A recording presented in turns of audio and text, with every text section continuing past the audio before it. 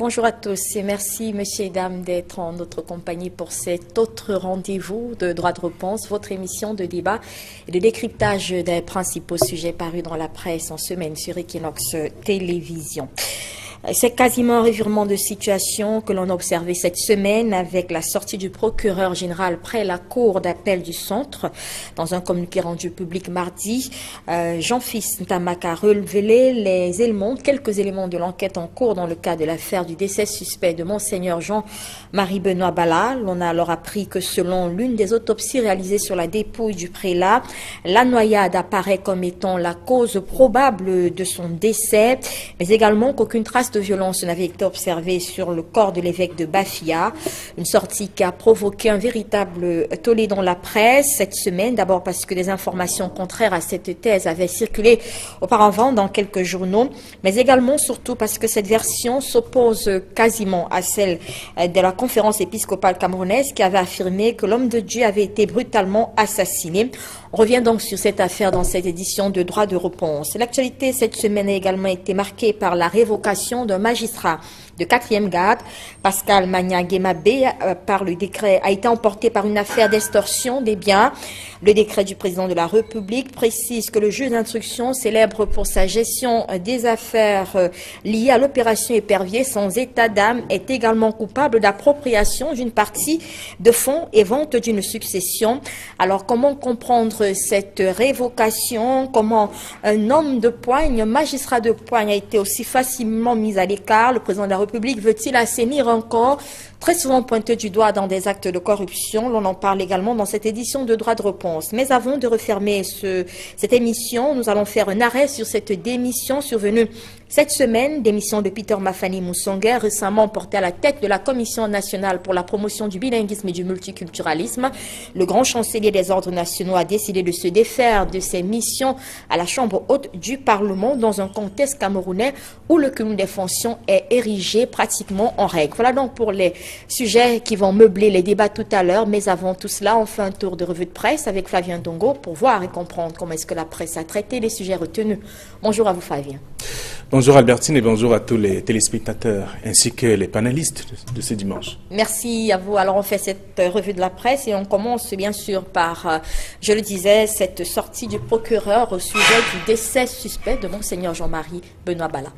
Bien entendu, la presse n'a pas chômé cette semaine et comme vous allez d'ailleurs le constater, le nom de Monseigneur Bala a fait le tour, la une d'ailleurs des journaux, au lendemain du communiqué rendu public par le procureur Jean-Fils Ntamak. Selon la nouvelle expression, la justice contrarie l'Église catholique. L'autopsie menée par les experts d'Interpol venus d'ailleurs révèle à travers le communiqué de presse du procureur général près la cour d'appel du centre penche vers une probable noyade de Monseigneur Benoît Bala et dont s'oriente donc vers l'éventualité d'un suicide. Le journal du Carrefour Equinox à Douala voit donc dans cette sortie du procureur une grosse controverse. Le rédacteur de l'article, qui reprend d'ailleurs les termes du communiqué, précise que les médecins légistes ont relevé l'absence de toute trace de violence sur le corps du prélat.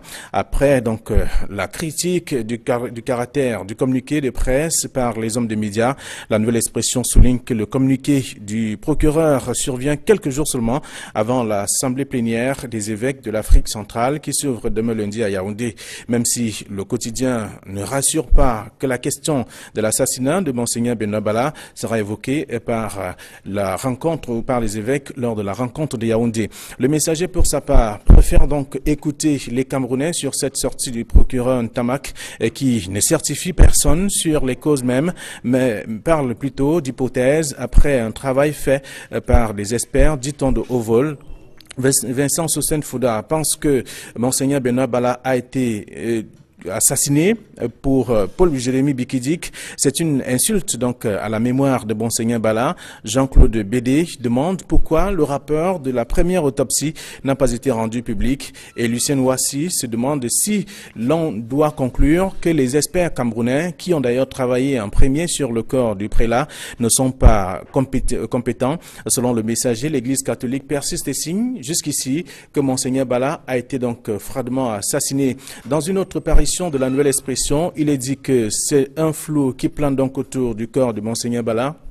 Donc, la nouvelle expression précise que, et selon le communiqué de la justice, que l'autopsie médico-légale est terminée et le corps remis à l'Église catholique pour inhumation.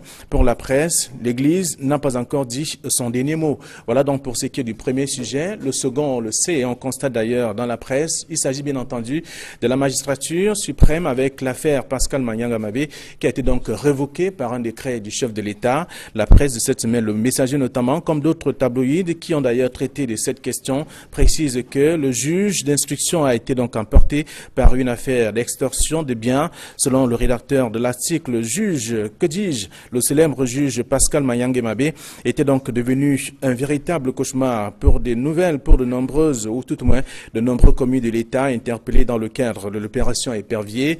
L'un de ces faits d'armes fut donc sans conteste la mise en détention d'Ephraim Inoni, ancien Premier ministre, et Marafa Midouyaya, ex-ministre de l'administration territoriale et de la décentralisation, accusé de détournement des deniers publics dans le cadre de l'affaire Albatros. Bref, le Messager dit simplement que Paul Biya envoie Pascal Manyanga Mabé en retraite forcée pour extorsion de précaution ou tout au moins de procuration à des dames héritières d'une succession, appropriation donc d'une partie des fonds, etc. Ce sont là quelques faits qui sont relevés par la presse. Le journal Info Matin, au pied donc de sa une, relève que Pascal Manyanga Mabé a été exclu de la magistrature et pour ne pas plaire donc à ces derniers, Info Matin précise que le célèbre juge d'instruction pourrait donc même faire l'objet de poursuites judiciaires dans le cadre, ou tout au moins dans les tout prochains jours, même si les raisons de cette exclusion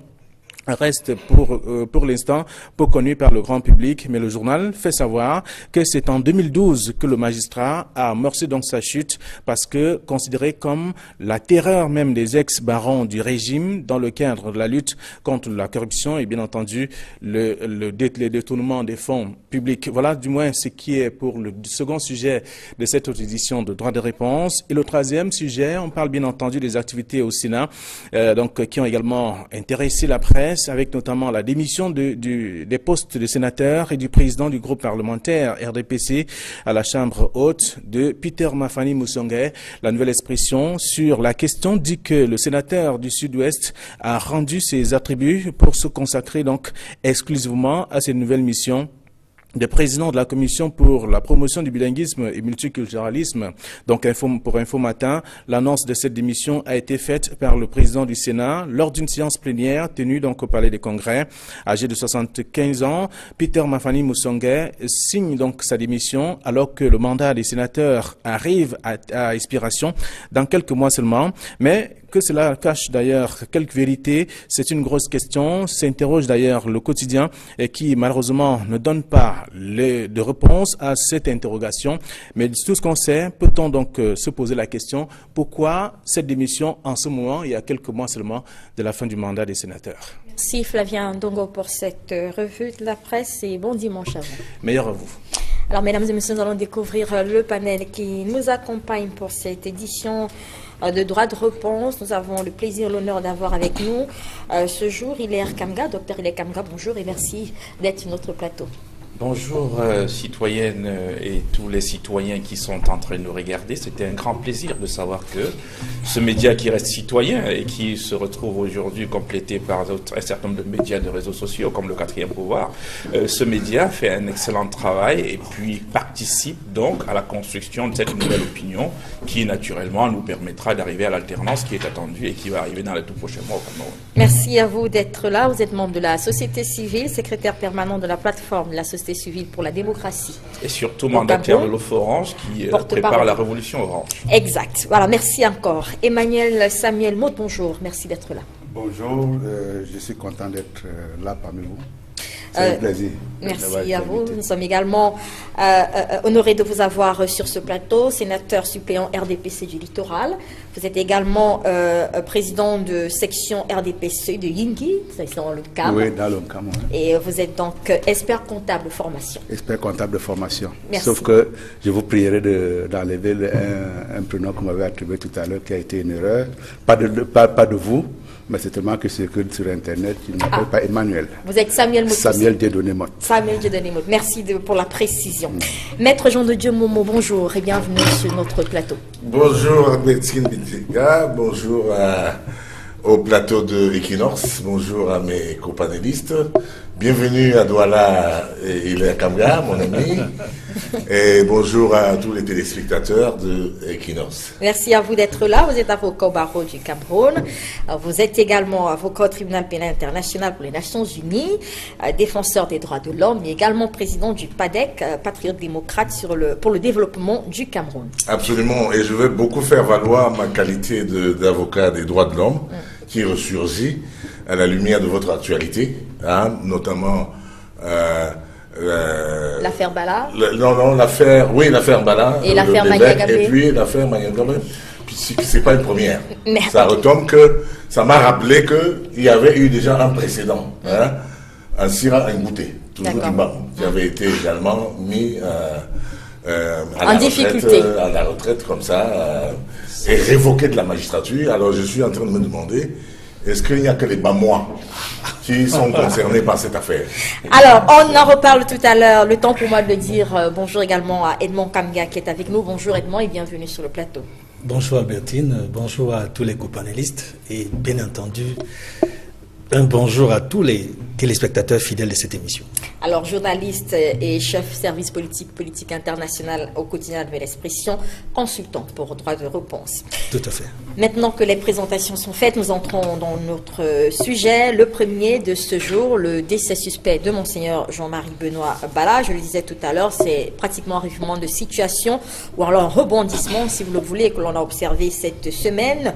Le 4 juillet, mardi dernier, donc, dans cette affaire, le procureur général près la Cour d'appel du Centre a alors rendu public quelques éléments de l'enquête en cours, notamment concernant l'une des autopsies pratiquées sur la dépouille de l'évêque de Bafia, Edmond Kamga. Dans la presse cette semaine, c'est une sortie de l'autorité judiciaire que l'on a passée au scanner, pratiquement, l'on est revenu là-dessus abondamment, mais une thèse ressort de tous les articles, c'est que cette sortie s'oppose carrément, je veux dire, à la version que portait l'Église catholique, ou alors la conférence épiscopale camerounaise, qui avait affirmé que l'évêque de Bafia avait été assassiné et brutalement assassiné.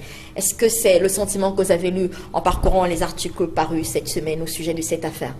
Il faut dire que c'est une affaire qui défraie la chronique, qui continue encore à défrayer la chronique avec la tout récente réaction encore de l'Église catholique en réponse au communiqué du procureur général près la Cour d'appel du Centre.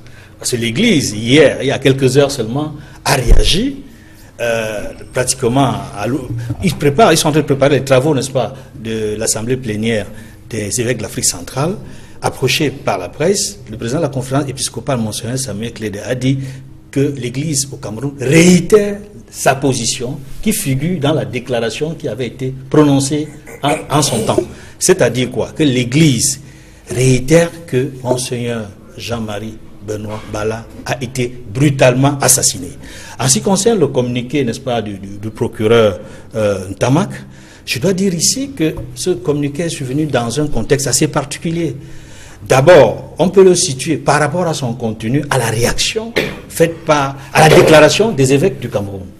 La deuxième information importante est qu'il a fait ce communiqué quelques jours avant l'ouverture, n'est-ce pas, lundi 10 juillet, l'ouverture officielle de la 11e Assemblée plénière de l'Assemblée des évêques d'Afrique centrale. Et cela signifie au moins deux choses. La première, c'est que le gouvernement, à travers le ministère de la Justice, à travers son procureur, a senti le devoir et la nécessité de répondre rapidement. Parce qu'il y a une attente qui est forte, aussi bien concernant les fidèles du diocèse Bafia que l'ensemble de l'Église catholique au Cameroun et même de l'ensemble de la société camerounaise et en particulier le Vatican qui suit de près l'évolution de la situation depuis l'assassinat de son prélat. C'est dit quoi? Qu'aujourd'hui, on est dans une situation assez compliquée. Compliquée pour qui? Compliquée d'abord pour le gouvernement camerounais qui, à travers le communiqué de M. Jean-Fils Ntamak, a annoncé que les enquêtes vont se poursuivre. Mais curieusement, dans le même communiqué, il dit que le corps a été remis à l'Église catholique. Comment est-ce que les analyses, les enquêtes se poursuivent alors que le corps a été remis? Bon, première hypothèse, on peut supposer que avec les autopsies, c'est terminé. Mais même dans le même communiqué, on se rend bien compte que on ne donne les résultats que de l'autopsie pratiquée par les médecins internationaux avec le concours d'Interpol. Qu'en est-il du contenu des premières autopsies faites par un collège de médecins camerounais? Dr René Kamga, justement, est-ce que vous avez eu aussi le même sentiment que la presse cette semaine, que la sortie de l'autorité judiciaire, notamment le procureur près la cour d'appel du centre, s'opposait à la sortie des évêques du Cameroun à travers donc les révélations sur cette autopsie, la dernière qui a été pratiquée sur la dépouille de Monseigneur Bala?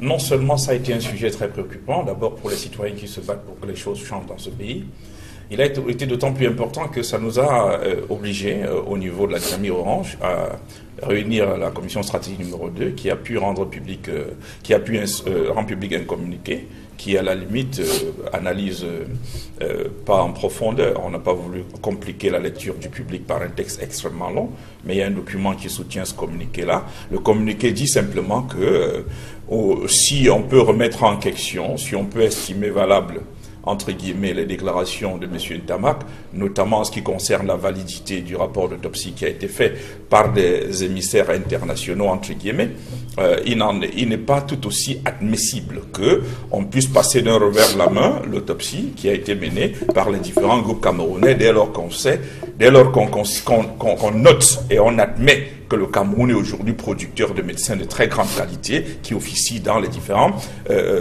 pays les plus démocratiques du monde, hein, en tant que directeur, chef de service, des départements spécialisés, que ce soit à Paris, que ce soit en Allemagne même dont on parle des gens qui sont venus, que ce soit aux États-Unis, les médecins camerounais font des grandes prouesses. Donc, l'Oforange a rendu public un communiqué disant « Monsieur Tamar, on vous a compris, sauf que, Monsieur Biapol, vous avez l'obligation, malheureusement, de mettre en place une commission d'enquête indépendante qui va pouvoir faire la lumière parce que ce soit du côté du clergé, on pense qu'ils ont quelque chose, peut-être ils veulent tirer la couverture de leur côté, c'est ce qu'une partie de l'opinion pense, et que ce soit aujourd'hui du côté de Monsieur Tamar, il a, en voulant bien faire, malheureusement, remis en question la crédibilité de la parole du parquet.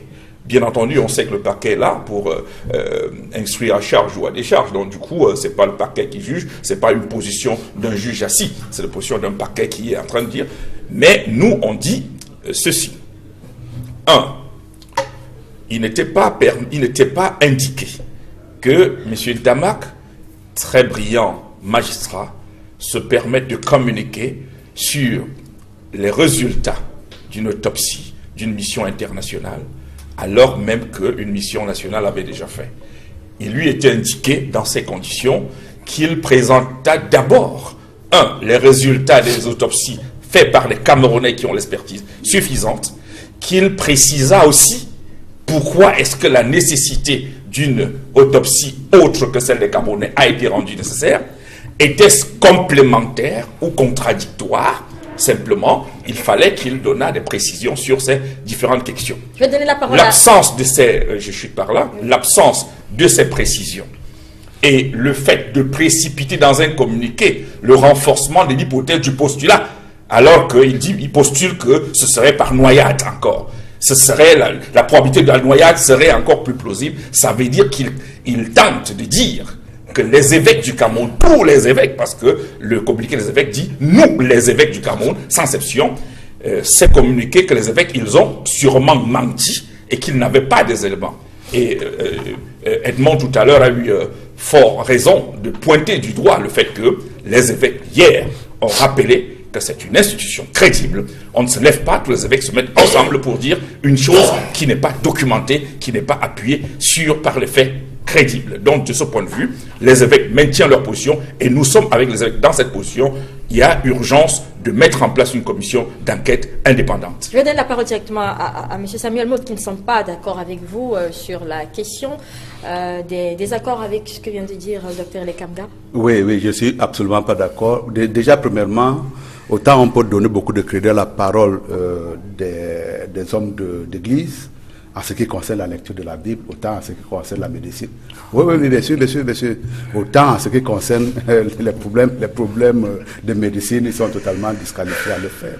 Ça, c'est la première chose. La deuxième chose également... N'oubliez pas qu'il y a des prêtres médecins aussi. Non, mais il pourrait avoir des médecins, mais ils se sont prononcés esqualité en tant qu'ecclésiaste et non qu'en tant que médecin. Bien entendu, écoutez, je vous ai laissé parler tout à l'heure. Je vous ai laissé parler tout à l'heure. Et donc, je crois qu'ils se comportent beaucoup plus comme étant une partie civile dans un procès, qui cherche, je peux espérer, la vérité, mais ils ne sont pas, on ne peut pas prendre leur parole comme une parole d'évangile en ce qui concerne tout au moins ce domaine-là. Je voudrais également dire à l'attention des téléspectateurs qui nous suivent que très souvent on dit que l'État est un monstre froid. Je préférais dire pour ma part que c'est un être pondéré qui sait très souvent ménager des susceptibilités des uns et des autres et qui a un langage souvent fait de retenue pour ne pas être un certain nombre de susceptibilités. Et dans le cas d'espèce, je signale tout simplement, le procureur a dit la noyade est la cause la plus probable, ce qui veut dire qu'il pourrait avoir d'autres éventualités, mais à ce stade de l'enquête, c'est la plus probable. Ça, c'est la première chose. La deuxième chose également, c'est un principe de droit. Lorsque vous êtes dans un procès, dans un litige, on sait très bien comment est-ce que le principe de juridiction fonctionne.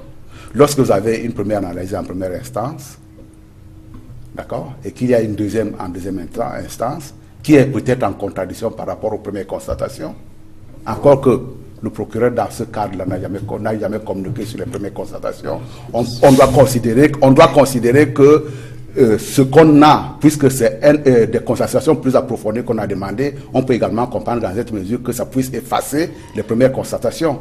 Et donc, mais bien entendu, généralement, attendez, quand vous êtes jugé coupable en premier ressort et qu'on vous dit en deuxième ressort que vous n'êtes plus coupable, on ne va pas vous dire même, hier on avait dit que vous étiez coupable.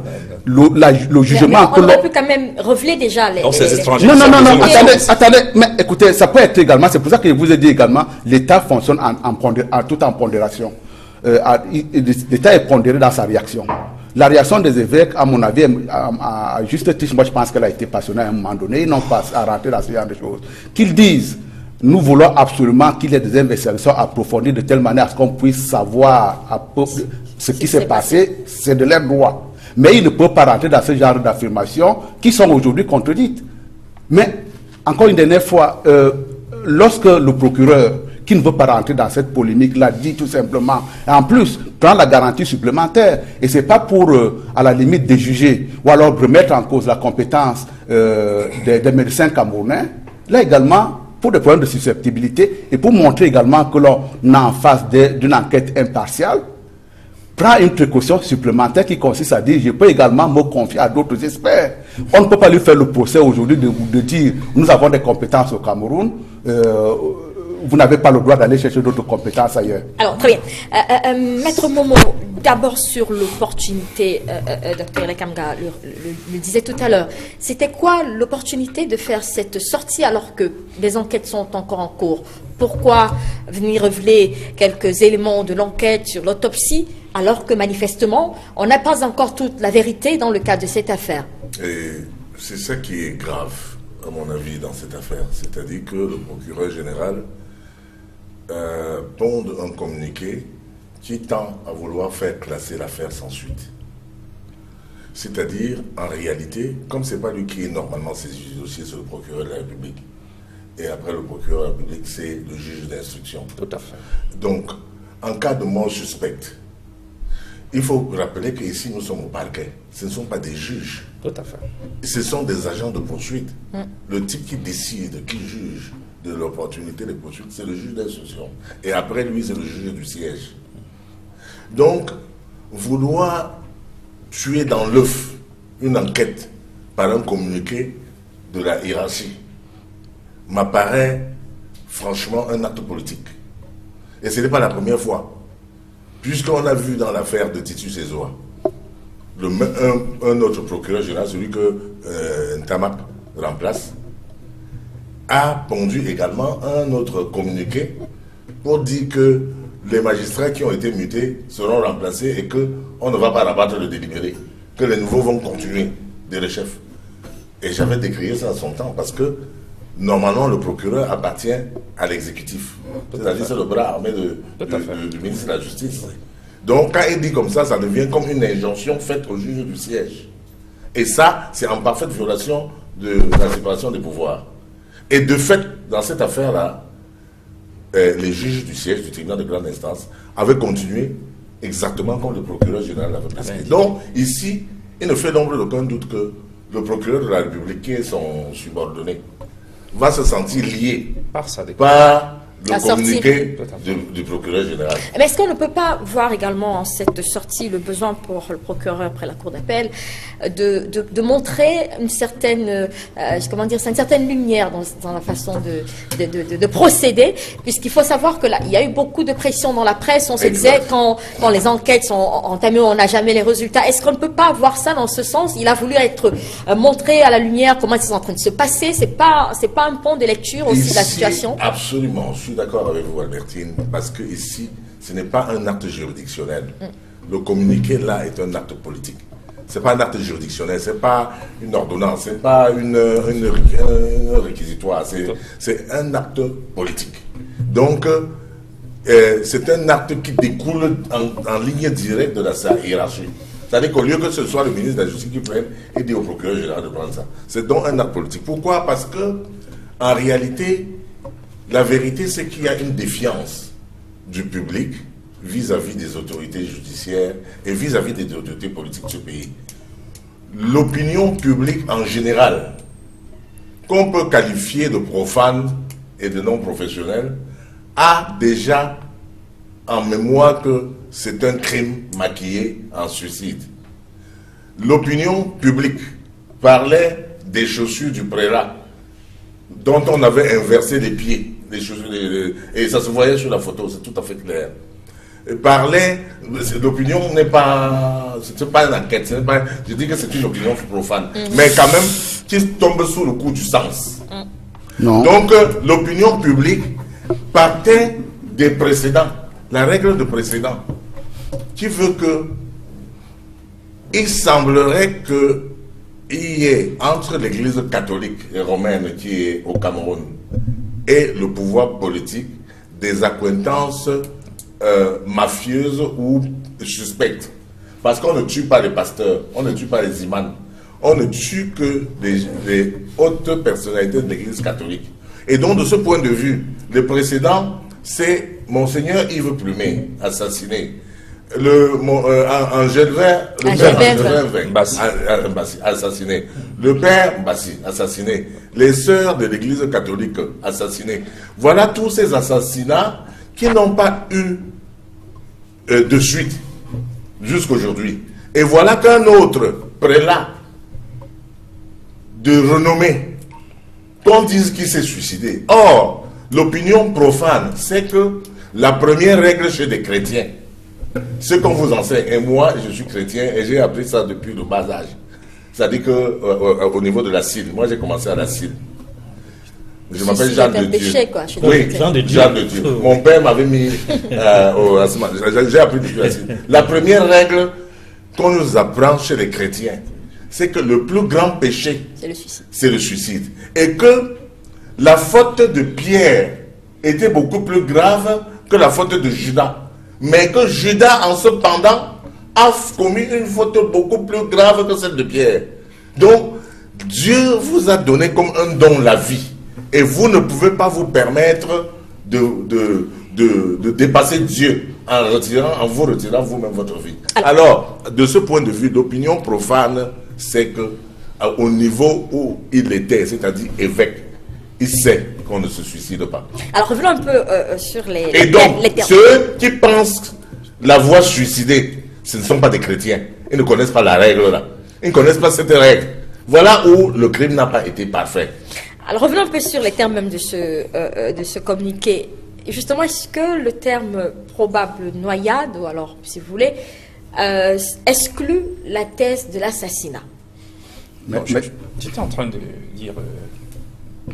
la question n'est pas celle-là. J'ai fait un débat sur un autre plateau concurrent avec un médecin légiste qui justement, c'est un brillant Camerounais qui s'est essayé dans une explication que moi, profane, j'ai essayé de comprendre à ma manière. Il nous a parlé de fausses noyades, de vraies noyades, des théories de cette nature.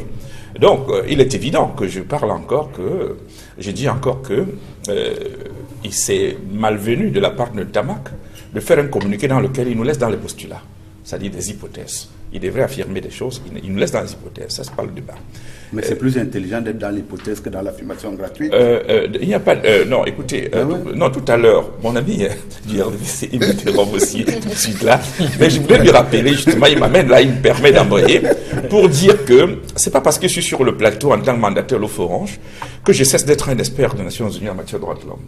Donc du coup, on ne peut pas dire que comme il parlait en tant que mandataire, il n'a pas qualité de parler sur...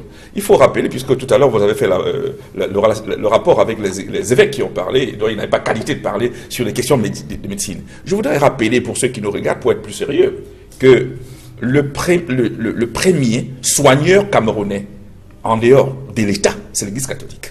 Oui. Et donc l'Église catholique a non seulement les hôpitaux, partout où l'État n'est même pas arrivé, mais a l'expertise suffisante, c'est-à-dire que d'abord il les forme, et il les met au service des Camerounais, des Africains de part et d'autre. Donc on ne peut pas, sur ce plan, il faut recuser dans la thèse sur laquelle les évêques n'avaient pas capacité. Parce qu'un évêque gère un diocèse. Et un diocèse a les écoles, les hôpitaux, tout ce qui a des centres de formation, des universités souvent. Et donc du coup, il a à sa disposition de la matière suffisante pour porter à sa disposition de manière véritablement réfléchie les éléments concernés. Donc, est-ce qu'on peut aussi reprocher d'avoir voulu orienter les enquêtes? Non, les évêques, on ne peut pas orienter. Avec leur sortie. Non, on ne peut pas vouloir orienter lorsqu'on a des faits. Si je viens trouver quelqu'un où je trouve des éléments matériels, par exemple d'un crime chez moi, et je dis, c'est pas moi qui dois dire si c'est un crime ou pas, il y a quelqu'un qui doit le dire, faites-le votre travail et dites-le. Vous n'allez pas me dire demain de dire que je crois que c'était un crime. Non, c'est un crime puisque j'ai vu. J'ai des éléments, n'est-ce pas? Donc, de ce point de vue, les évêques ont dit avant le communiqué de Tamac, ils l'ont redit hier, ça veut dire qu'il y a des éléments suffisants là-dessus. Et il faut, parce que vous voulez peut-être simplement que je ne finisse pas cette phrase. Non, Albertine, je vais finir en le rappelant. On est là au cœur d'une affaire de la mafia. La mafia, et Maître Momo disait tout à l'heure dans le rapport incestueux, que l'Église peut avoir avec l'État, c'est une vérité. Moi, je suis un chrétien catholique, mais simplement, je n'adouble pas tout ce que les évêques ou certains prêtres peuvent faire de toutes les façons. Donc, de ce point de vue, il faut noter que dans ces rapports-là, le parquet, l'État du Cameroun, dans son rendu du droit, ou alors dans sa lecture du droit, n'a toujours pas été sérieux. Parce que sur la table aujourd'hui, le même parquet près la cour d'appel du centre est dans une autre affaire, justement mafieuse. L'affaire Njomo Pokam, tout le monde le sait. Ce gars qui a été défini, c'est important de le dire. Vous faites des mélanges. Non, je ne fais pas de mélange. Je chute sur ça parce que c'est important que les téléspectateurs comprennent qu'il y a un lien. Il y a un lien pour montrer la pratique judiciaire sur les cas de mafia entre l'affaire Njomo Pokam, qui connaît encore en prison aujourd'hui un jeune qui s'appelle Taboué, qui est condamné à 20 ans. Alors que le même parquet nous a dit par écrit que les commanditeurs courent. Écoutez, si vous voulez, c'est important.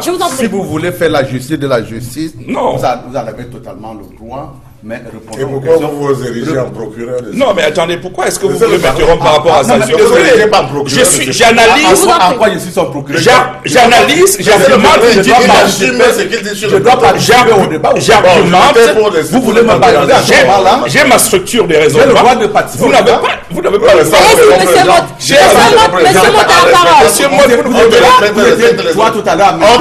Monsieur Mott a la parole. Je vous en prie. Je vous en prie. Je vous en prie, monsieur Mott a la parole. Je vous en prie, monsieur Mott a la parole. Allez-y, allez-y. Je vous en prie, monsieur Momo. Maître Momo, s'il vous plaît. Non, parce qu'il y a des individus qui se prennent pour des représentants de l'État. Je vous en prie. Vous n'êtes pas le représentant de l'État. Monsieur Momo, vous êtes ici à votre propre individu. Je vous en prie. Vous ne représentez rien. Monsieur Maître Momo, parlez pour vous. s'il vous plaît. Et laissez les autres parler. Je vous en prie. Que ce soit clair. Je vous en prie. Et quand j'ai la parole, vous vous taisez. Monsieur Maître Momo, je vous en prie. Eh bien. Allez-y, allez-y, Samuel, vous avez la parole. Il est en super forme. Allez-y, je vous en prie. Oui, que ce soit la dernière fois. Non, mais écoutez, vous n'avez pas d'injonction à me donner. Si, j'ai des injonctions. Je vous en prie, est-ce qu'on peut continuer le débat? Est-ce qu'on peut continuer le débat, s'il vous plaît? Lorsque vous écartez du droit chemin, j'ai le droit. Je vous en prie, mais parce que vous avez un droit. Non, je n'aime pas. S'il vous plaît, est-ce qu'on peut continuer? On peut continuer le débat sereinement. Maître Momo, je vous en prie. S'il vous plaît. Un peu de respect sur ce plateau. Allez-y, Samuel Mo, vous avez la parole, s'il vous plaît. Je pense que ça a été une erreur du prélat d'annoncer les résultats d'une enquête qui était en cours. C'est doublement encore dommageable pour la République d'entendre les prélats dire, en dépit de ce qu'une autorité judiciaire est en train de dire, nous maintenons notre première position, et que des républicains, que des gens qui sont censés défendre la République autour de ce plateau, fassent des broncas quand je veux prendre la parole, pour rappeler que partout ailleurs au monde, généralement, quand vous avez affaire à la justice, la première déclaration que vous faites en tant que républicain, c'est que j'ai confiance en la justice de mon pays. Mais personne n'a contesté la confiance. J'ai confiance en la justice de mon pays. Mais maintenant, je comprends que Momo, qui par ailleurs me parle des histoires de chaussures, et je ne veux pas rentrer moi dans des hypothèses de suicide. Je ne suis pas sûr qu'une personne qui se suicide est lucide dans ces derniers moments. Et donc, on peut comprendre l'histoire des chaussures. Mais je ne veux pas rentrer dans ce genre de débat qui me semble en fait d'une hauteur qui n'est pas de nature à rehausser la qualité des débats sur ce plateau. En ce qui concerne, mais je comprends également les cultures. La culture chez nous, qui consiste à dire que lorsque ma grand-mère qui a 90 ans va mourir demain, on va dire que c'est moi qui l'ai assassiné pour avoir de l'argent. Je comprends que cette culture-là, parmi un certain nombre d'intervenants dans ce plateau, est ancrée en nous. Mais je voudrais tout simplement dire de manière froide, que ce soit le procureur, que je ne suis pas censé défendre sur ce plateau, a tout simplement dit la cause probable, c'est la noyade. Encore que, en ce qui concerne la noyade, on peut noyer une personne. Donc, vous voyez très bien que, tout en restant dans les précautions rhétoriques, il ne prend pas de manière aussi ferme que le prélat l'a fait des positions. Je voudrais vous amener également là où on respecte la loi. J'ai sur moi le texte, un texte qui a été signé par Philippe Mousset, qui est l'évêque de Périgueux. Je vous dis donc tout simplement une phrase. Il dit, la chair, c'est un message de condoléances, la chair est faible, nous ne sommes que des mortels, nous exhortons les fidèles à s'en tenir aux conclusions des autorités. Ça, c'est un Français qui écrit. Nous avons le droit de nous interroger sur notre justice. Nous avons le droit de nous poser des questions lorsqu'un événement majeur comme celui-là nous arrive. Mais je ne supporte pas que Momo prenne ce ton-là pour me parler. Parce que je suis venu humblement participer à un débat. Très bien. Vous avez le droit également d'écouter, même si ce son de cloche-là ne vous sied pas du tout, vous avez le droit d'écouter ce que j'ai envie de dire. Mais encore une dernière fois, dépassionnons chaque fois que nous avons en face de nous un événement, dépassionnons, parce qu'en réalité, quand vous vous énervez, cher monsieur, vous perdez le sens de la réflexion. Alors, Edmond Kamga. Oui, après. Non, je voudrais dire, il faudrait que les copanélistes gardent un peu leur sang-froid, leur maîtrise. C'est un sujet passionnant, je le sais, c'est un sujet sensible, et chacun y va de son opinion, chacun y va de ses convictions, chacun y va de sa façon de mener son analyse, ses investigations et son débat. Restons sur les faits. Quand l'Église décide de faire une déclaration publique à la nation, vous ne pouvez pas imaginer que tout l'épiscopat camerounais puisse s'asseoir de manière délibérée et faire un communiqué sur la base des faits qui sont entachés de mensonges. Je ne peux pas l'imaginer du tout. Or, c'est l'impression. Vous pouvez en faire c'est l'impression que M. Dieudonné veut me donner ici sur le plateau, que l'Église a menti. J'ai dit non, l'Église, je ne pense pas, je n'imagine même pas que l'Église ait pu mentir. C'est d'autant que hier, il y a quelques heures, l'épiscopat a gardé la même position. Cela signifie que la position de l'Église est assise sur des faits constants et inébranlables. Je ne parle pas ici, je ne suis pas l'avocat de l'Église, mais je parle sur la base de la déclaration que j'ai lue et des réactions successives des évêques sur la question. Maintenant, restons sur le communiqué, puisque c'est le communiqué qui fait problème. Je crois qu'on est déjà d'accord sur ce plateau sur au moins une chose. Et vous-même, M. Mor, vous l'avez dit, qu'il aurait fallu que, n'est-ce pas, le procureur général donne un peu de lumière sur le contenu des premiers rapports faits par les médecins camerounais, je crois que sur ce point, il y a problème. Et c'est le fait qu'il n'y ait pas eu un contenu, un éclairage sur l'autopsie ou les autopsies pratiquées par les médecins camerounais, c'est ça qui nous amène ici à débattre de manière houleuse sur le contenu de l'autopsie pratiquée par les médecins internationaux. Ça, c'est d'un. De deux, la cause probable est la noyade. Ça, c'est la phrase clé. La cause probable est la noyade. On peut se poser au moins 2 ou 3 questions. Pourquoi ce postulat est mis en relief par le procureur général près la cour d'appel du centre? Est-ce que ce n'est pas une façon d'orienter les conclusions à venir? Non. C'est la question, c'est une question. Et il y a une dernière question. Est-ce que ce n'est pas une façon d'infléchir d'une manière ou d'une autre le communiqué qui sera pris par les évêques d'Afrique centrale qui vont se réunir incessamment? Très bien. Alors, Maître Jean de Dieu-Momo, autre chose qui soulève beaucoup de questions dans ce rapport, c'est justement ces experts d'Interpol.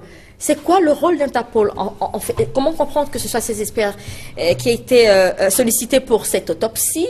Interpol, on entend souvent parler de cet organisme, cette organisation dans des cas d'enquête. L'autopsie Interpol, on ne comprend pas très bien le lien. Quel est le lien? Pourquoi avoir sollicité précisément ces experts-là?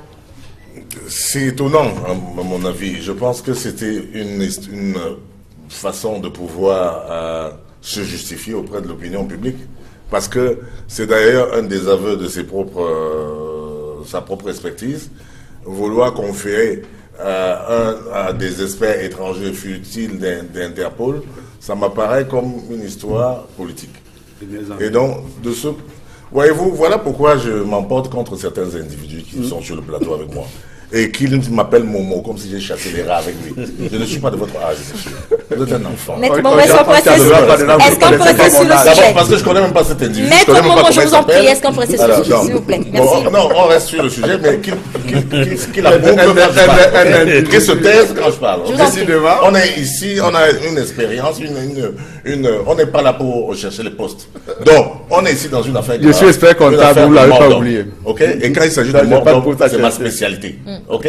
C'est ma spécialité quand il s'agit de mort. Allons-y, maître. C'est mon métier quand il s'agit de mort d'homme. Et quand il s'agit de mort suspecte, c'est encore ma spécialité. Oui. Parce que c'est moi, le diplômé en criminologie, c'est pas lui. Très bien. C'est moi, l'expert en droit pénal ici. C'est pas cet individu-là. Très bien. Et donc, du droit pénal. En dehors, je suis un praticien de droit pénal. Je suis un praticien de droit pénal. Maître, on peut y aller. C'est ma spécialité. Je suis le spécialiste. Et allez demander ici. C'est moi le spécialiste. Et donc, de ce point de vue, je pense que la règle première en droit pénal, monsieur qui l'ignore, c'est que en cas de mort suspecte, comme c'est le cas, on ne peut pas décommuniquer. Moi, je ne vise pas Tamak. Tamak, c'est un grand juge, c'est quelqu'un de bien, mais il est procureur. Le procureur a les bras croisés, il a les bras liés. Il ne peut pas. Il faut pas regarder Tamak. Tamak, c'est un juge. Quand il est au siège, il rend les bonnes décisions. Mais au parquet, il est lié. Et c'est le principe même du parquet. Au parquet, on a les mains liées. C'est ça, le droit dit cela. Donc pour vous, c'est un communiqué commandé. Oui, absolument. Je vous ai dit qu'un communiqué, ce n'est pas un acte juridictionnel. Donc, il intervient dans des cas graves pour apaiser les populations, pour orienter les populations. Les populations disent que vous avez tué et que parmi les criminels, il faut chercher les criminels en col blanc. Ceux que me semblent protéger ces messieurs qui mangent à leurs dépens là. Donc, les amis de Bala sont à la présidence. Les amis, Bala c'est un ami, monsieur Bala c'est un ami du couple présidentiel.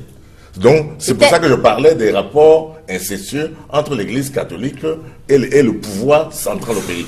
Donc, ça ne peut être qu'une histoire de secret, de confidence, de quelque chose de gravissime qu'il a eu connaissance et qu'on ne veut pas qu'il dévoile. Ou parce qu'il a à un moment dit non. Il ne peut s'agir que de ça pour qu'on tue. Parce que tous les profanes qui étaient là se sont posé la question de savoir pourquoi quelqu'un qui est noyé n'a pas le ventre ballonné. Deuxième point, pourquoi quelqu'un qui est noyé a des chaussures inversées. Il s'est inversé, le monsieur tente de dire que quand on va se noyer, on perd un peu la tête. Donc, ce n'est pas la dernière préoccupation de savoir mettre les donc voilà, trucs quand on veut. en tout cas, on n'est pas là pour refaire l'enquête. Yeah. Parce que l'enquête a été faite. L'opinion publique sait. Elle se poursuit dans l'enquête. On peut envoyer des individus sur le plateau pour tenter de distraire le peuple.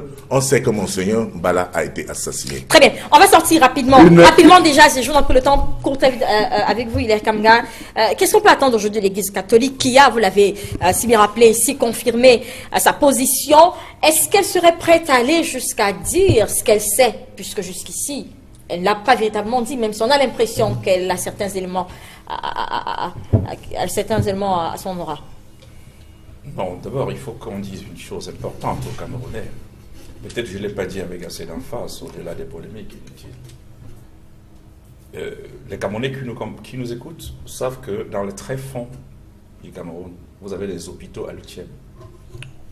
Vous avez aujourd'hui l'une des plus grandes universités, les plus crédibles d'Afrique centrale. C'est l'université catholique. Vous avez les centres de santé, les hôpitaux de district catholiques partout. C'est pour dire quoi? Ça veut dire que l'Église catholique qui est au Cameroun, au-delà même de l'ensemble de l'Église, y compris Potin qui a des hôpitaux, l'Église a l'expertise suffisante, a les hommes suffisants, a les spécialistes suffisants pour mettre à sa disposition, pour ce qui est de l'analyse d'un corps. Est-ce qu'on peut donc s'attendre à ce que l'Église révèle ces choses-là aujourd'hui? Pour dire que l'ensemble des évêques du Cameroun, c'est quand même pas, on peut dire, excusez-moi l'expression, catholique, de voir les évêques prendre position sur les sujets de manière unanime. Il arrive même que sur les questions, on n'arrive pas à avoir des communiqués de la conférence du repas parce qu'on n'arrive pas à avoir l'unanimité des évêques, parce qu'il y a aussi des rapports de force interne. Dans le cas mais pour cette question précise, tous les évêques du Cameroun ont pris une position. Ça veut dire que cette position est forcément motivée. Il n'est donc pas question aujourd'hui. C'est un appel pour dire à ceux qui enquêtent sur cette affaire, encore que j'ai été un peu choqué, mon ami Mott, c'est pas pour revenir sur le débat, j'étais un peu choqué de savoir que quand on dit tous les évêques du Cameroun, on nous brandit la lettre d'un évêque français. C'est-à-dire qu'on est encore dans une posture néocoloniale qui peut dire qu'un contre 50. Donc, tous les évêques ont dit quelque chose. Je m'en fiche d'un évêque américain ou français. Son opinion ne compte pas. Son opinion ne compte pas. Donc, quand Cléda a parlé, un évêque ou un cardinal français ou de Rome ne m'intéresse pas. Il y a le Cameroun. J'aurais tout le temps cité la parole des évêques d'Amérique latine. Mon ami Mott, que ça m'aurait arrangé, ça m'aurait suffi à mon ami Dieudonné, excuse-moi. Mon argumentaire. Oui, mon ami Dieudonné, je voulais dire, je vais finir là pour rappeler quand même que non, c'est une posture non, ne me prête pas un peu ce genre d'intention. Laisse-moi finir. Rapidement, quand vous allez faire ça, Albertine elle va me couper, après on va dire que c'est une tactique qui est très forte au NPC, mes amis. Bon, ben, simplement, allons-y. C'est pour dire qu'à la réalité, nous sommes en plein dans la mafia. Parce qu'on a parlé d'Interpol, il y a des questions qu'il faut laisser sur la table. J'ai quand même eu le privilège quand même de recommander 2 commissaires divisionnaires camerounais qui ont été recrutés, qui ont pris les postes de pouvoir à Lyon. Je le dis de manière solennelle, camerounais qui sont là-bas aujourd'hui. Donc maintenant, on nous fait sortir l'histoire que parce c'est Interpol qui aurait commandé, ça devient plus crédible.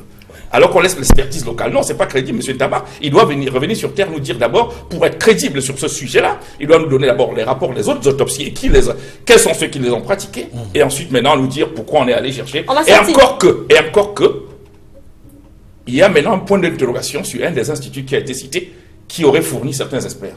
Il semblait qu'un des instituts n'existerait pas. C'est une autre question. Alors, c'est une autre question. Rapidement, en une seconde, pour sortir sur le sujet, à quoi peut-on s'attendre aujourd'hui? Et surtout qu'il faut dire à M. Momo, pour dire que le communiqué, je suis désolé de ne pas être d'accord avec vous, le communiqué au Cameroun dans la mafia peut être aussi un acte de gouvernement. Le ministre de la Justice et des Sports nous a montré que un simple communiqué est un acte politique. Il faut faire attention. Rapidement, Samuel Moton sort de là. Oui. Qu'est-ce qu'il faut entendre? Mais l'enquête se poursuit. C'est la personne aura remis le corps que l'enquête va s'arrêter. Je crois d'ailleurs que le présentateur de tout à l'heure l'a souligné. Je voudrais seulement dire une chose. Premièrement, dépassionnons. Calmons-nous, continuons le raisonnement et les investigations en même temps. Mais ce que je voulais dire, je préfère encore, même si vous me mettez dans le statut de colonisé, je préfère... attendez, c'est une boutade. Je préfère encore lire Dupont de Moretti, qui est un avocat de très grand talent, que d'écouter des défenses qui sont basées sur des supputations. Hein? Oui. Et celles-là, ils sont vouées à l'échec. Alors, rapidement, le deuxième sujet... Et toi, tu le lis. Le deuxième... Je le lis. Je vous en prie. Alors, deuxième sujet prévu pour cette édition de Droit de Réponse, c'était également, cher monsieur, une autre actualité forte de cette semaine, la révocation du corps de la magistrature d'un magistrat de 4e grade, notamment le Pascal Magna Guémabé, révoqué donc par décret présidentiel le 6 juillet pour extorsion de procuration, entre autres. Alors, presque pas de commentaires, Edmond Kamga, dans la presse à ce propos, juste les constats. On est revenu un peu sur donc le parcours de ce magistrat et l'on a revelé déjà que c'était donc quelqu'un qui s'était fait remarquer par sa gestion des dossiers dans le cadre des affaires liées donc à l'opération Épervier. Est-ce que finalement c'est une déchéance qui surprend? C'est une déchéance qui ne devrait pas surprendre à un certain niveau du gouvernement et de la magistrature. Mais en même temps, ça peut surprendre dans d'autres cercles et réseaux, parce que tout fonctionne en termes de réseaux. Tout à l'heure, mon ami Hilaire, comme on va parler de mafia, la mafia s'inscrit dans le cadre des réseaux. Et dans le cas d'espèce, on a vu Pascal Magna Guémabé, c'est quelqu'un qui a été considéré comme la terreur. Lorsque débutait l'opération Épervier, on l'a vu dans l'affaire Albatros, on sait ce que Marafa pense de lui, dans les affaires avec Atangana Mebara et autres. C'est un personnage, on l'a considéré comme la terreur parce qu'il est rigide, rigoureux et dur, mais en même temps, il y a un autre visage, le personnage controversé. On dit de lui d'autres choses qui ne vont pas en sa faveur. Et c'est de ce côté-là que les éléments ont finalement penché pour que tombe la révocation. On parle d'extorsion, de procuration, de vente de terrain et autres.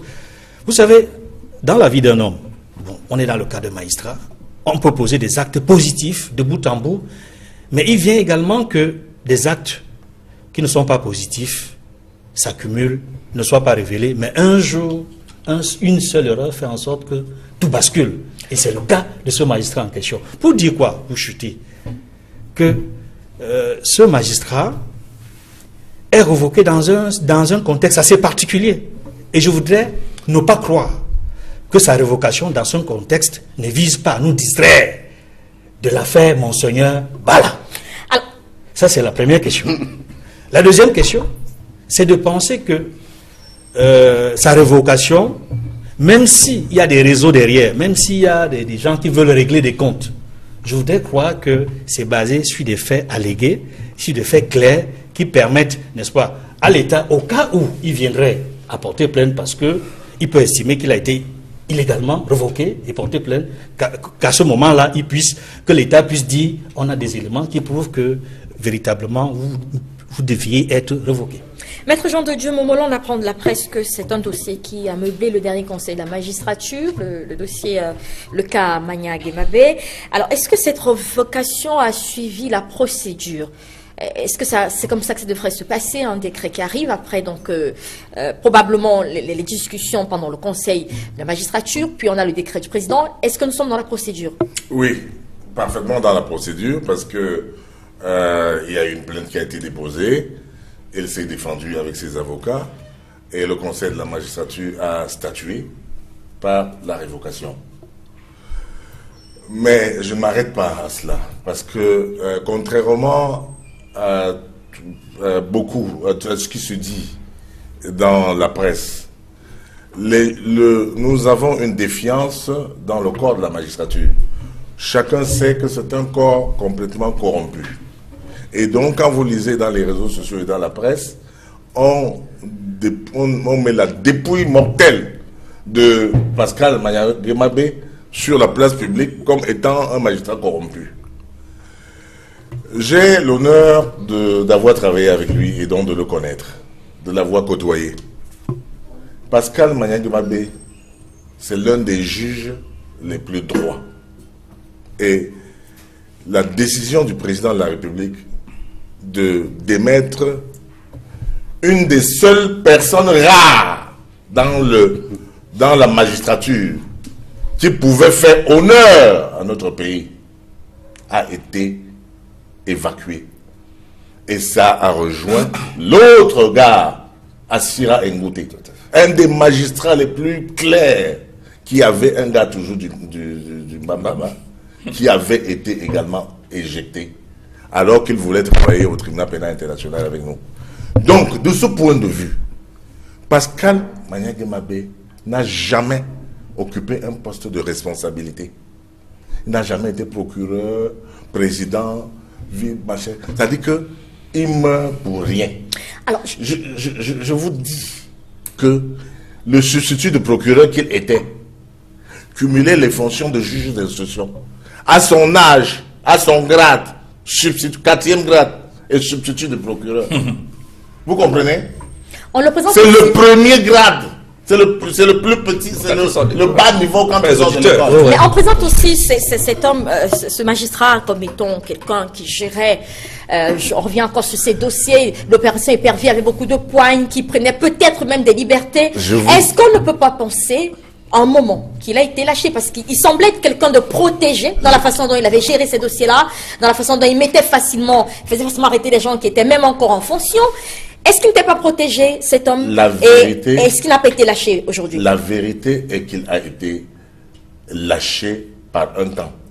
Il y a deux camps qui se jouent au sommet. Donc des réseaux encore. Il y a deux camps qui se jouent dans cette affaire. Pascal Maniaguemabé a voulu faire le droit. Il n'avait pour patron que le droit.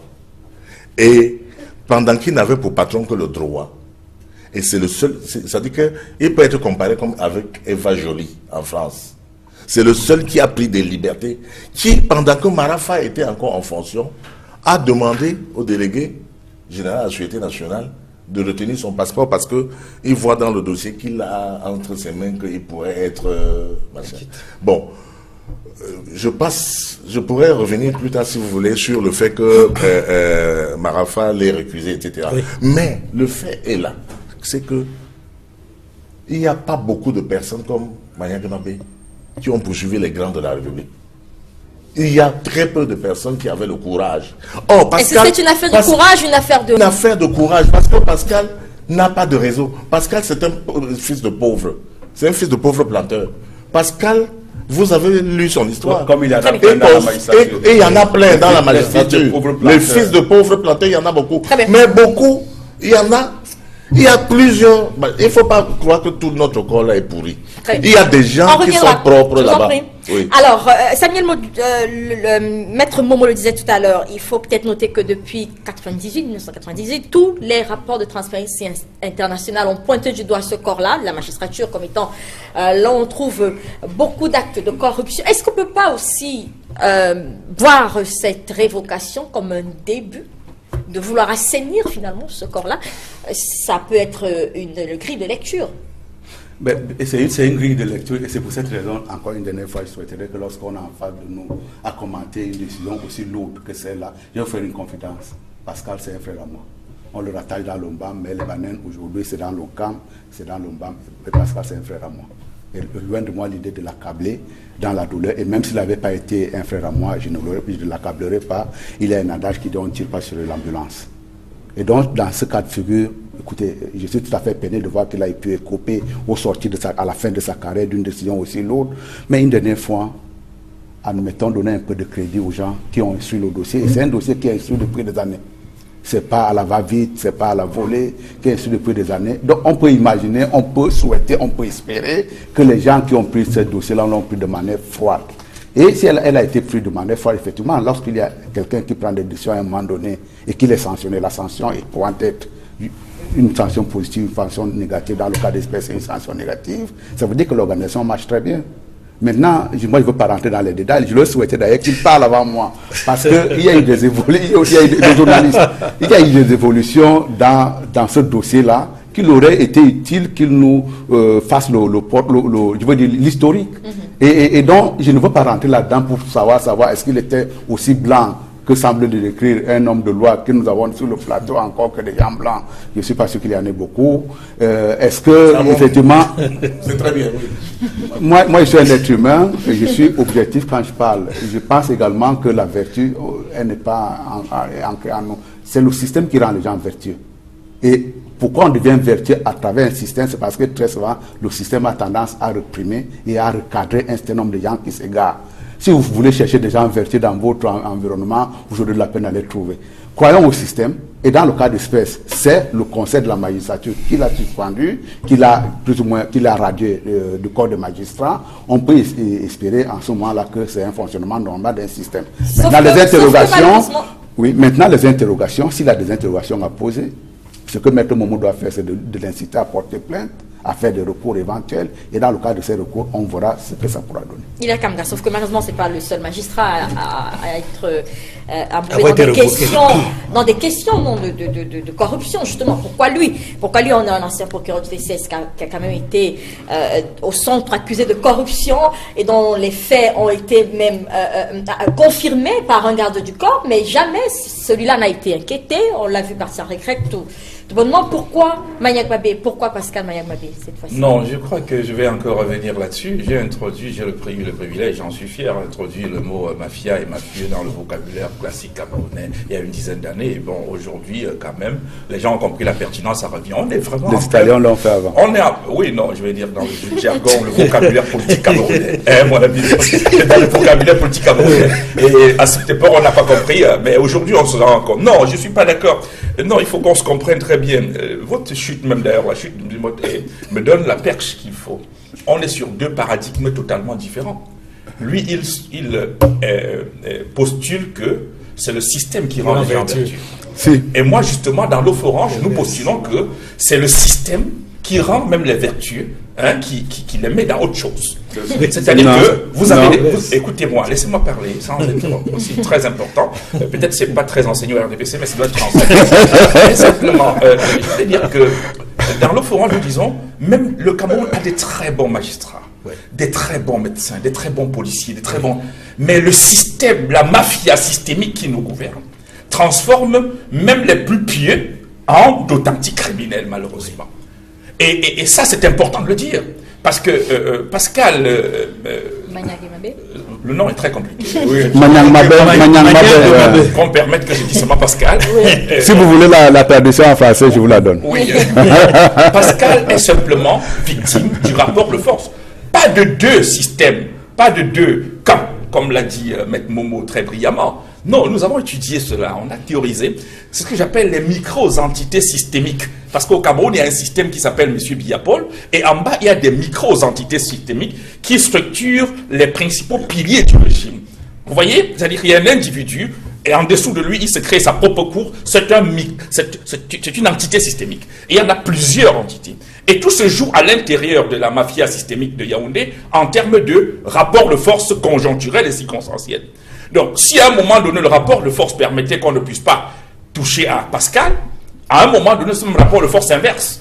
Et que maintenant, ceux qui étaient hier en mauvaise position se retrouvent en bonne position et règlent leur compte entre eux. C'est comme ça que fonctionne la mafia à la réalité. Donc, de ce point de vue, il faut comprendre de manière très très précise que Pascal qui est aujourd'hui mis à la retraite, entre guillemets, en fait, il est revoqué. Hein, il est revoqué, fin de carrière. Malheureusement, on lui donne la plus haute sanction.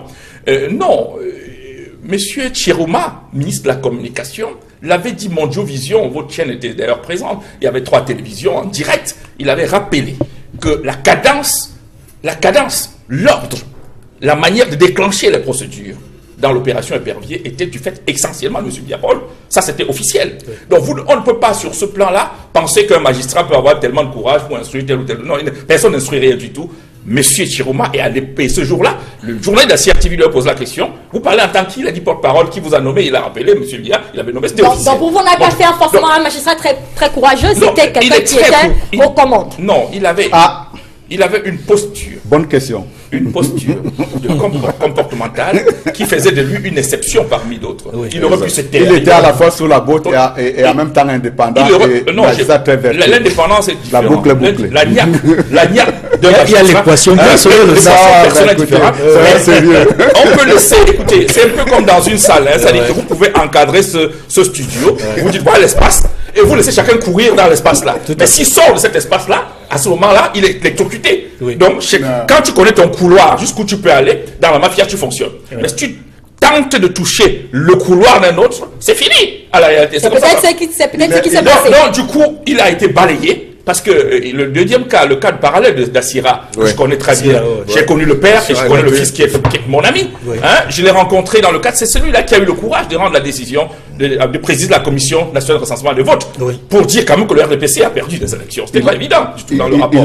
C'est important. Résumons. On résume pour dire simplement, comme vous êtes un modérateur, j'espère que c'est vrai pour le fait qu'il y a un acte de candidature qui vient de se... Je voulais résumer à votre place. Non, je résume en disant que c'est le système qui transforme les gens de cette manière. C'est pas Pascal n'est pas le seul qui a des soucis à un moment donné avec la justice sur son rendu. Mais on a d'analyser en disant ce qu'il a fait de positif, peut-être sûrement l'emporte sur ce qu'il a fait de négatif. Parce qu'il y en a toujours, on vous oblige dans la mafia à poser un acte qui est demain, on arrête en main. Le jour où l'autre entité systémique prend le pouvoir, à la réalité dans la mafia, on vous sort le dossier et puis on vous balaye. Maître Momo. Oui. Dans mon livre que j'ai écrit il y a longtemps, Le marché noir de nos libertés, à la page 116-117, je reviens sur cette affaire d'Assira Ngouté, où je critiquais le pouvoir dans un article, dans un chapitre qui s'appelle « De l'inconstitutionnalité du statut de la magistrature suprême ». Et je disais que Assira Ngouté avait été radié pour abandon de poste. Ça, c'est le motif officiel. Parce qu'il y a des motifs officieux.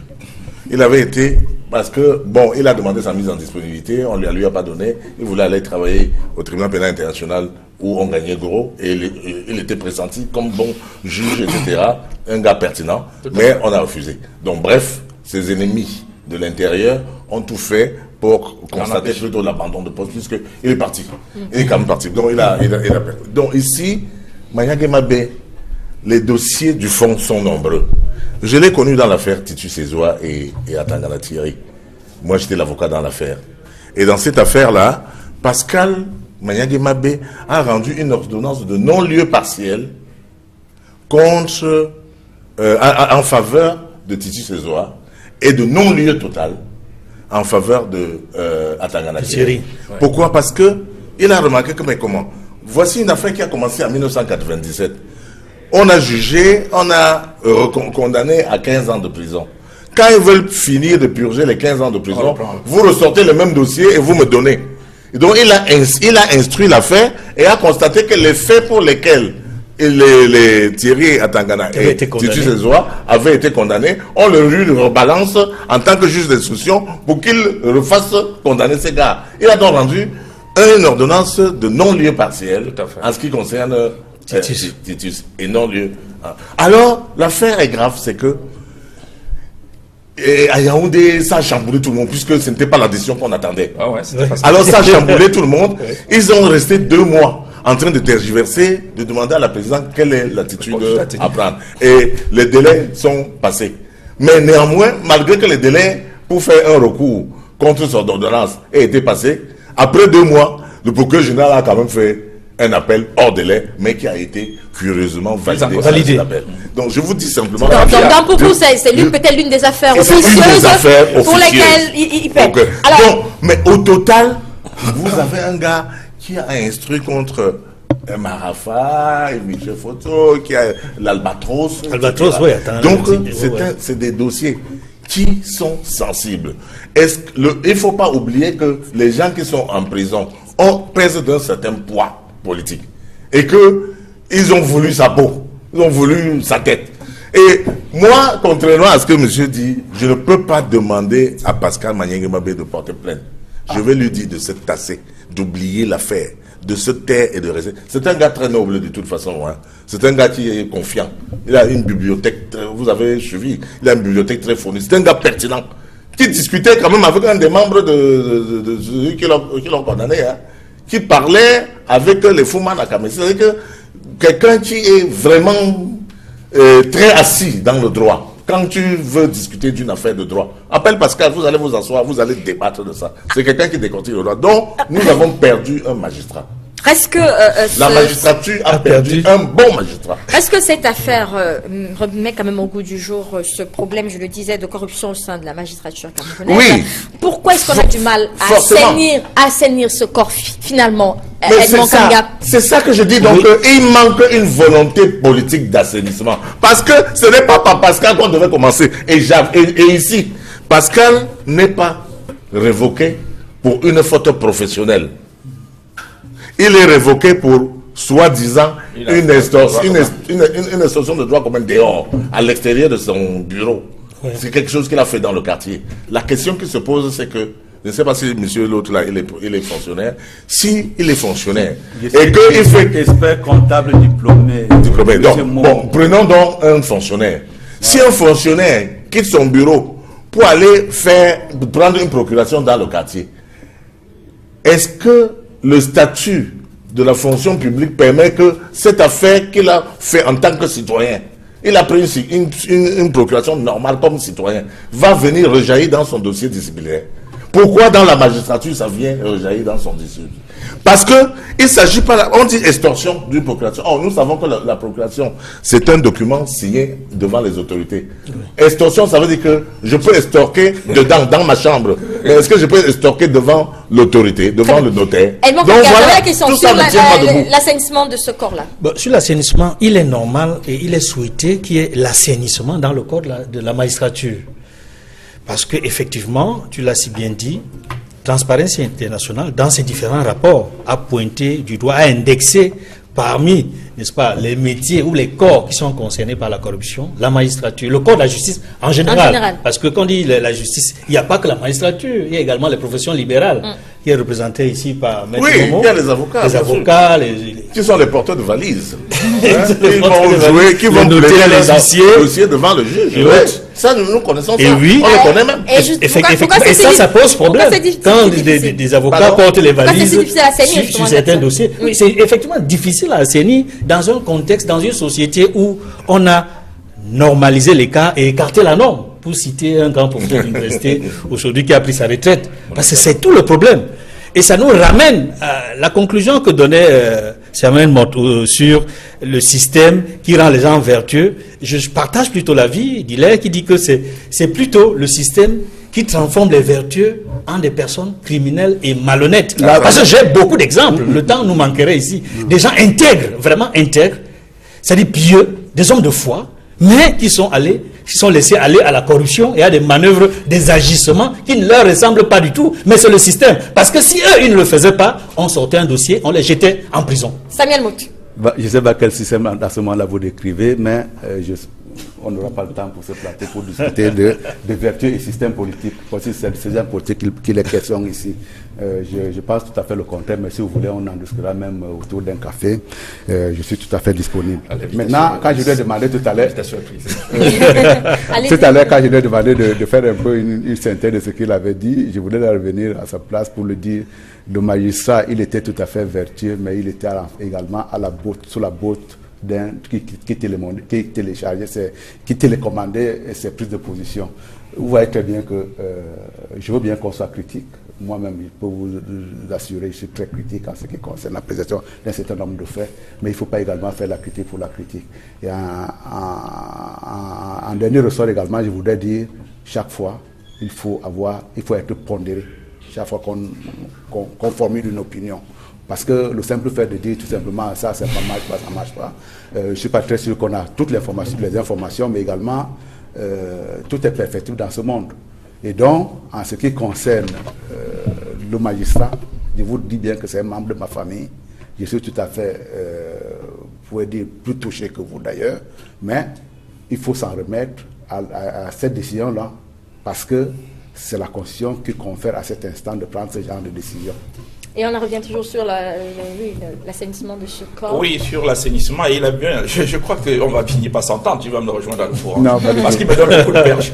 Il parle de la Constitution. La réalité, c'est le socle de l'État. Oui. Or, justement, c'est ce socle néocolonial de l'État que le Forange combat, parce que ce socle-là confère d'autres choses qui ne sont pas acceptables. À la réalité, on ne peut pas. Le régime en place ne peut pas assainir. Il ne veut même pas assainir pour la simple raison que le corps de la magistrature est au service aujourd'hui du politique. Nous avons fait un débat ici sur, c'est sur ce plateau ou sur un autre, sur lorsque le Conseil supérieur de la magistrature avait siégé et tout, on a clairement démontré comment l'assujettissement de la magistrature à l'exécutif, par un certain nombre de faits, du coup on a vu la territorialité du droit ainsi de la structuration. Donc c'était important de le dire. Aujourd'hui, lorsque nous avons mis sur la table le financement de la magistrature, pour voir que le budget même du ministère de la Justice a été baissé, pour ne pas permettre aux magistrats de fonctionner. Lui, il est maître et au parquet, il est devant dans le tribunal tous les jours pour plaider, ainsi de suite, et tout. Il se rend lui-même compte, comme tous les autres acteurs de la justice, que dans 90% de cas, les magistrats ne sont même pas mis dans une posture de faire même bien leur travail à la réalité. Ils ne sont pas dans une condition, ça veut dire qu'on les met dans des conditions, dans une prédisposition à la corruption qui est automatique. C'est-à-dire, un juge d'instruction qui se retrouve avec 150 dossiers dans un paquet, vous ne pouvez pas attendre de lui qu'à un moment donné, il n'accepte pas le fait de corruption à la réalité. Il est obligé. Et l'État, au lieu d'adresser ce genre de questions, parce qu'il aurait pu rendre dans les magistrats à l'aise et qu'ils fassent bien leur boulot. Vous savez combien d'années on s'est battu ici dans ce pays pour permettre même que les magistrats qui sortent de l'ENAM aient le statut A2. C'est-à-dire que c'est des gens qu'on avait structurés et postulés qu'on doit les paupériser pour que ce soit le justiciable qui les finance. Et donc ils sont corrompus par définition. Je chute en disant qu'à la réalité, parce que c'est un problème structurel et que c'est pratiquement constitutionnalisé et l'ordre politique admet ça comme ça, il faut que dans le cadre des révolutions comme celle que nous menons, qu'on puisse amener maintenant l'avènement d'une troisième république qui permet à cette justice d'être autre chose que ce qu'elle est. Absolument. Bien. Absolument. Alors, il est conforté, il pense être conforté de dire que le système peut faire... Peut corrompre. Non, peut corrompre et faire en sorte qu'on sorte de la vertu, parce qu'en réalité, c'est quoi hors système? Tu fais partie du système. Non, ça ne va pas non. Tu fais partie du système parce que dans ta démarche. Non, attends, écoutez-moi bien. Laisse-moi chuter. Oui. Dans la démarche qui est la tienne, en instaurant dans une république une alternance, tu sécurises le magistrat dans sa prise de position. En participant à un certain nombre de débats, même critiques comme tu es en train de le faire à l'heure actuelle, tu le sécurises dans sa prise de décision. Donc quand tu parles toi de système, ne parle pas du système comme étant le système de l'autre. C'est notre système à lui, tel qu'il fonctionne. Or, s'il était performant, non, ce n'est pas le sujet. On n'est pas en train de parler. On n'est pas en train de parler. Non, on est bien dans le sujet. Très bien. On est bien dans le sujet pour pouvoir dire, quand moi je dis c'est le système qui rend les gens vertueux, je ne parle pas du système que tu décris comme étant celui de Paul Biya. Je ne parle du système dans lequel toi-même tu es un principal acteur. On va voir le dernier sujet. Je vous en prends pas assez de temps malheureusement pour continuer sur ce sujet-là. Je disais tout à l'heure, en un mot peut-être une intervention par panéliste, puisqu'on n'a pas beaucoup de temps. Je disais donc Peter Mafany Musongen donc a décidé de se décharger de ses missions à la Chambre haute du Parlement le 5 juillet dernier. L'ancien Premier ministre a été porté, on le sait tous, à la tête de la Commission nationale pour la promotion du bilinguisme et du multiculturalisme. Au cours donc d'une rencontre du Sénat le 5 juillet, il a décidé de se décharger de ses fonctions. Je le rappelais, dans un contexte camerounais où le cumul des fonctions est pratiquement érigé en règle. Maître Momo, est-ce qu'on peut y voir une sorte de leçon de Musongen quand même? Pas de leçon, c'est-à-dire le constat d'un régime qui a complètement failli. C'est-à-dire, voilà un régime qui prend une centaine de personnes depuis 34 ans, il change les mêmes, il recommence, il échoue 2 fois, il recommence, il tombe en faillite, il recommence, il prend les mêmes, il cumule tous les postes, et pendant ce temps, les jeunes naissent, grandissent, vieillissent, sans avoir servi la nation à des postes qu'ils auraient souhaité occuper. Bon, il y en a qui sont comme restés comptables, il faut le dire, mais il y a d'autres qui sont des basquilleurs dans la rue, qui sont des diplômés, qui auraient pu travailler ici. Donc, le problème c'est quoi? Voilà, on dit chez nous dans l'Afrique, que lorsque tu rencontres le même, en forêt, lorsque tu rencontres le même arbre 2 fois, c'est que tu t'es égaré, tu t'es perdu. Voilà, Paul Biya avait dit qu'on n'ira pas au FMI, on y est allé. Après, on a dit ajustement structurel pour sortir, n'est-ce pas, de la crise. On a fait l'ajustement structurel, on est sorti et on est retombé encore dans le FMI. Et toujours, pourquoi? Parce qu'il prend les mêmes, il les cumule à des différents postes, Mais entre nous, quel rendement voulez-vous? L'acte de cet homme quand même qui décide lui-même, il aurait pu faire comme tous les autres. Non. Rester, par exemple. Albertine, c'était incompatible. Il ne peut pas être sénateur et président du conseil la commission pour le bilinguisme. Convenez avec moi que si on va citer les incompatibilités, on fera toute une émission là-dessus. Oui, c'est donc par cause d'incompatibilité légale qu'il n'est pas un héros. Il n'est pas. D'abord, vous savez que c'est un sénateur nommé. Il n'a jamais postulé pour quoi que ce soit. Il a été nommé Premier ministre, il a été nommé à tous les postes jusqu'à la fin. Il n'a jamais été candidat à quoi que ce soit avant d'échouer. Donc, il démissionne comme il a démissionné de la présidence de son groupe au Sénat. Yes. Il était président de son groupe. Donc, l'incompatibilité de sa nouvelle fonction fait en sorte qu'il doit laisser la place à son suppléant. Mais le scoop de votre dossier, c'est que on interroge un système qui prend les mêmes et qui recommence, qui échoue et qui recommence, qui tombe, qui se rêve et qui tombe. Il a Kamga sur le sujet. Non, juste pour dire qu'à la réalité, il n'y a pas une nouveauté dans l'air. Nous sommes dans un régime de cumulard permanent. On ne peut pas nous brandir un épiphénomène pour animer la presse et puis on en fait un événement politique. Non, du tout. Il n'y a pas. D'abord, même sur le plan pratique, c'est-à-dire au niveau de la pratique. Est-ce que lui, au-delà même de la dimension légale, parce que quand Maître a dit ce qu'il a dit, moi j'étais un peu sceptique pour dire que donc il y a encore peut-être dans ce système des gens qui se soucient de la loi ou de la. Non, ils se soucient pas du tout puisque vous avez des tas de cumulards qui n'ont rien à voir avec la loi.